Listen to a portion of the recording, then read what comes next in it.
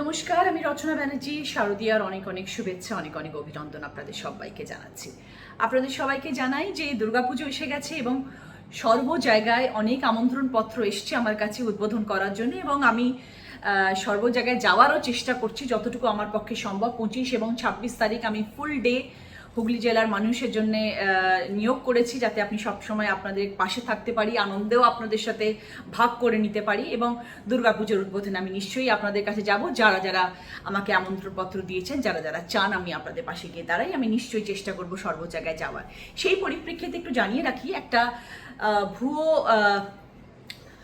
ভুয়ো একটা খবর চারিদিকে ভীষণ রকমভাবে আলোড়ন তুলছে যে রচনা বন্দ্যোপাধ্যায়কে নিতে গেলে নাকি টাকার বিনিময় নিয়ে আসতে হবে এবং রচনা ব্যানার্জিকে নাকি আর্থিকভাবে তার রেমুনারেশন দিতে হবে, তবেই তাকে নিয়ে আসা যাবে।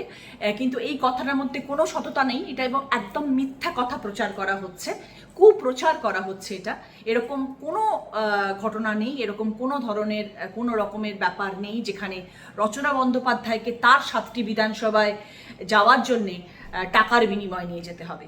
একদম নয়। নিচে একটা নাম্বার দেওয়া হয়েছে, সেই নাম্বারে আপনারা আমাকে যোগাযোগ করবেন যদি এরম ধরনের কোনো রকম কথা শোনেন, বা যদি আপনাদের থেকে কেউ এরম ধরনের টাকা চায়। এই নাম্বারে যোগাযোগ করবেন বা আমার সুগন্ধার অফিসে এসে কমপ্লেন লজ করবেন। আমরা নিশ্চয়ই তার বিরুদ্ধে অ্যাকশন নেব। এবং আপনাদের সবাইকে আজকে এই ভিডিওর মাধ্যমে জানিয়ে রাখলাম, এরম ধরনের যারা কুপ্রচার করে, এরম ধরনের কথা যারা বলে বেড়াচ্ছে, তাদের কিন্তু একদম বিশ্বাস করবেন না এবং তাদের সাথও দেবেন না। আপনাদের পাশে আমি আছি, সবসময় থাকবো। 7টি বিধানসভার পুজো মানে আমার পুজো।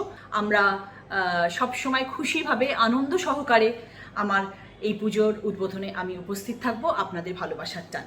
ভালো থাকবেন, আনন্দে থাকবেন এবং শারদীয়ার অনেক অনেক শুভেচ্ছা।